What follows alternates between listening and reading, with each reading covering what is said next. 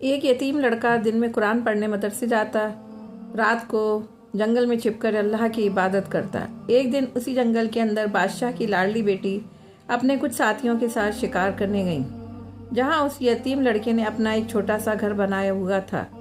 फिर बादशाह की बेटी शिकार की भागदौड़ में इधर उधर घूमते घूमते रास्ता भटक गई और अपने साथियों से बिछड़ गई। फिर वो सारा दिन अपने साथियों को ढूंढती रहीं। ढूंढते ढूंढते शाम हो गई, मगर उनके साथी कहीं भी नजर नहीं आ रहे थे। चलते चलते आखिरकार वो यतीम लड़के के घर के पास आ गईं। उसने सोचा, जाकर घर का दरवाज़ा खटखटाऊं, अगर अंदर कोई शख्स होगा तो शायद उससे कुछ मदद मिल सके। उसने कुछ कदम उठाए, फिर रोक लिए। सोचने लगी, अगर घर के अंदर कोई जंगली इंसान हुआ तो मैं क्या करूंगी। मगर जंगली जानवरों की आवाज़ें जब बादशाह की बेटी के कानों पर पड़ी तो फौरन जाकर दरवाज़ा खटखटाने लगी। घर के अंदर से वो नौजवान निकला तो शहजादी कहने लगी, मैं रास्ता भटक गई हूँ, मुझे आज रात आपके घर में रहने की इजाज़त दें ताकि इन जंगली जानवरों से बच सकूँ। लड़के ने उसे अपने घर में रात गुजारने की इजाज़त दे दी, लेकिन खुद को एक बहुत बड़ी आजमाइश में डाल बैठा।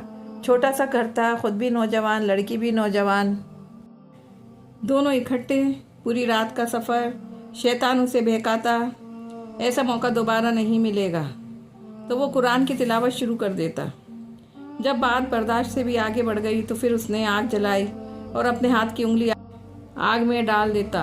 अगर बर्दाश्त न होता तो कहता, मुझसे ये दुनिया की आग बर्दाश्त नहीं होती तो लड़की के साथ गुनाह करके जहन्नम की आग कैसे बर्दाश्त करूँगा। जब भी उसे शैतान उकसाता तो अपनी उंगली आग में डाल देता। ऐसा करते करते सुबह हो गई। बादशाह हजारों सिपाहियों को लेकर जंगल में अपनी बेटी को ढूंढने आया। बादशाह भी उसी झोपड़ी के पास पहुंच गया। लड़की ने बादशाह को पूरी हकीकत बताई तो बादशाह ने कहा, बेटी तू पूरी रात अकेली घर के अंदर इस नौजवान के साथ थी।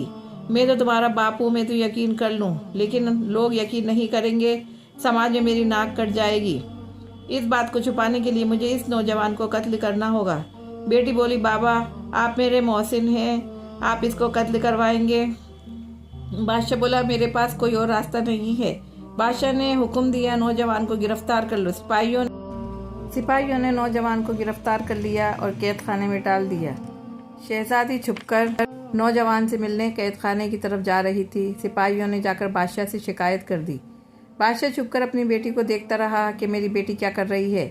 लड़की ने नौजवान से पूछा कि तुम रात जंगल में जब मैं तुम्हारे साथ थी तो मैंने देखा कि तुम अपनी हाथ की उंगली बार बार आग में डाल रहे थे, ऐसा क्यों कर रहे थे। तो वो लड़का कहने लगा कि जब भी मुझे शैतान मशवरा देता कि लड़की अकेली है, गुनाह कर लो, तो मैं अपनी उंगली आग में डाल देता था। जब आग की तपिश बर्दाश्त न होती तो